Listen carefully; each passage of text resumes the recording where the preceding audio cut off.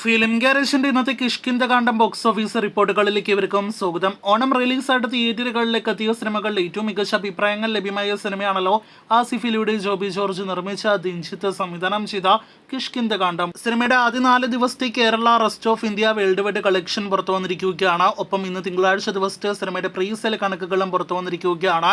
ആദ്യ 4 ദിവസത്തെ world wide collection പുറത്തു വരുമ്പോൾ പ്രതീക്ഷിച്ചതുപോലെ 9 കോടി രൂപയ്ക്ക് മുകളിൽ സിനിമയുടെ വേൾഡ് വൈഡ് ഗ്രോസ് എത്തപ്പെട്ടിരിക്കുകയാണ്. 9 കോടി 5 ലക്ഷം രൂപയാണ് സിനിമയുടെ ആദ്യ 4 ദിവസത്തെ വേൾഡ് വൈഡ് ഗ്രോസ് കളക്ഷൻ. ഇന്നലെ തിരുവോണ ദിവസം 1 കോടി 80 ലക്ഷത്തിന് മുകളിലെ കേരള ഗ്രോസ് കളക്ഷൻ നേടിയെടുത്ത സിനിമയ്ക്ക് ആകെ 4 ദിവസത്തെ കേരള ഗ്രോസ് ആയിട്ട് 4 കോടി 37 ലക്ഷം ഗ്രോസ് കളക്ഷൻ നേടിയെടുക്കാനായിട്ട് കഴിഞ്ഞിരിക്കുകയാണ്. കേരളത്തിന് പുറത്ത് റെസ്റ്റ് ഓഫ് ഇന്ത്യയിലെ ലിമിറ്റഡ് റിലീസോടെ എത്തപ്പെട്ടിട്ടും 65 ലക്ഷം രൂപ കിഷ്കിന്ദകാന്ഡം ഗ്രോസ് ആയിട്ട് നേടിയെടുത്തിരിക്കുകയാണ്. വളരെ മികച്ച കളക്ഷൻ എന്നതിലുപരി ആസിഫിന്റെ career best rest of India ആദ്യ വീക്കിന്റെ കളക്ഷനാണ് സിനിമ നേടിയെടുത്തിരിക്കുന്നത്.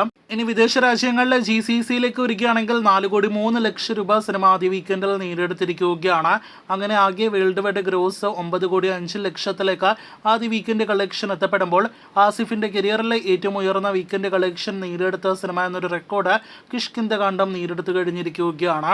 ഇന്ന് തിങ്കളാഴ്ച ദിവസത്തെ സിനിമയുടെ പ്രീസെയിലേക്ക് വരികയാണെങ്കിൽ 89 ലക്ഷത്തിലേക്ക് സിനിമയുടെ കേരള പ്രീസെയിൽ ഗ്രോസ് എത്തപ്പെട്ടിരിക്കുകയാണ്. തിരുവോണ ദിവസം അത് 63 ലക്ഷത്തോളം രൂപയായിരുന്നു.